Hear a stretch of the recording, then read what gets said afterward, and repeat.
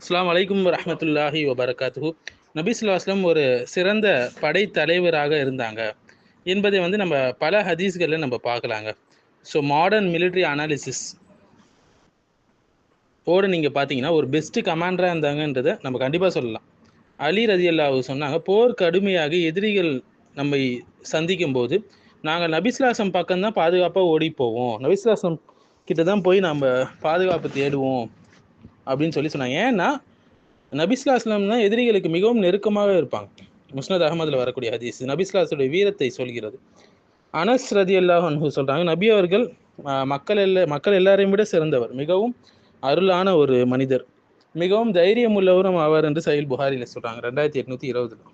So நவீன போர் யுக்திகளோடு ஒப்பிடும்போது நபி அவர்களுடைய அந்த வார் டாக்டிக்ஸ் இதெல்லாம் பார்க்கும்போது நிறையவே இந்த காலத்தில் அதுக்கான படிப்பினை கிடைக்குதுங்க.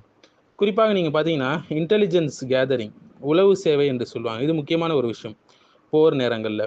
ஸோ பத்ர், ஹந்தக் போர்களுக்கு முன்னாடி ஹுதைஃபா ரதியல்லாஹு அன்ஹு போன்றோர் மூலமாக எதிரிகளுடைய நிலைமைகளை உளவு பார்க்கறதுக்காக அவங்கள அனுப்பிச்சி வச்சாங்க. இன்னைக்கு சொல்லணும்னா ரா, சிஐஏ போன்ற உளவு அமைப்புகளுடைய வேலையை சொல்லலாம். இரண்டாவது சைக்காலஜிக்கல் வார்ஃபேர் சொல்லுவாங்க, உளவியல் போர். அதாவது தபுக் போரில் ஆயிரக்கணக்கான நெருப்புகள் ஏற்றி பெரிய படை போல் காட்டப்பட்டது மக்களிடம். ஸோ எதிரியை பயப்பட செய்யக்கூடிய ஒரு உளவியல் யுத்தம் என்று இதை சொல்லலாம். அடுத்தது ஸ்ட்ராட்டஜிக் அலையன்ஸ் என்று சொல்லுவாங்க, ராஜதந்திர கூட்டணிகள் அப்படின்னு சொல்லுவாங்க.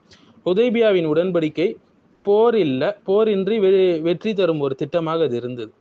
இது இன்றைக்கு உலகத்தில் தற்காலிக சமாதானம் உடன்படிக்கைகளுக்கு ஒத்தான ஒரு நடவடிக்கை. அடுத்தது டிஃபென்சிவ் ஸ்ட்ராட்டஜி என்று சொல்லுவாங்க, பாதுகாப்பு யுக்திகள் என்று. ஹந்தக் போரில் பள்ளத்தாக்கை தோண்டும் யுக்தி அரபு வரலாற்றில் முதன்மை முறையாக நபிஸ்லாஸ்லம் செஞ்சாங்க, சல்மான் ஃபார்சி அவங்களுடைய கவுன்சில் அடிப்படையில். இன்று நீங்கள் பார்க்கலாம் தடுப்பு சுவர், கன்னி வெடிகள் போன்ற பங்கர், இது போன்ற விஷயங்கள் இதற்கு ஆனால் ஒத்து போகக்கூடியதாக இருக்குது. அடுத்தது இரவு படையெடுப்பு, ஒரு ஆச்சரியமாக தாக்குதல், இந்த வார்ஃபேர்.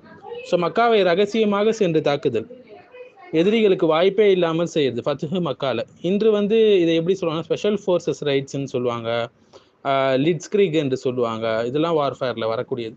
அடுத்தது போர் ஒழுங்கு மற்றும் மரியாதை சம்பந்தமாக பார்த்தீங்கன்னா பெண்கள், குழந்தைகள், வயதானவர்கள், துறவிகள், பயிர்கள் எந்த விதத்திலையும் தீங்கு செய்யக்கூடாது இதுக்கு என்று கட்டளையிட்டாங்க. இன்று அதுக்கான மாடர்ன் ஒப்பான ஒரு விஷயம் ஜெனீவா கன்வென்ஷன் என்று போன்ற ஒழுங்குகளை சொல்லுவாங்க.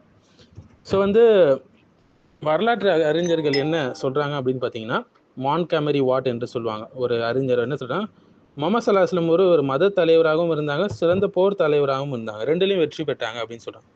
மைக்கேல் ஹார்ட் என்பவர் த 100 என்ற புத்தகத்தில் மத ரீதியாகவும் சரி, அரசியல் மற்றும் போர் தளத்திலும் சரி வெற்றி பெற்ற ஒரு மனிதரை முஹம்மது ஸல்லல்லாஹு அலைஹி வஸல்லம் என்று சொல்கிறாங்க.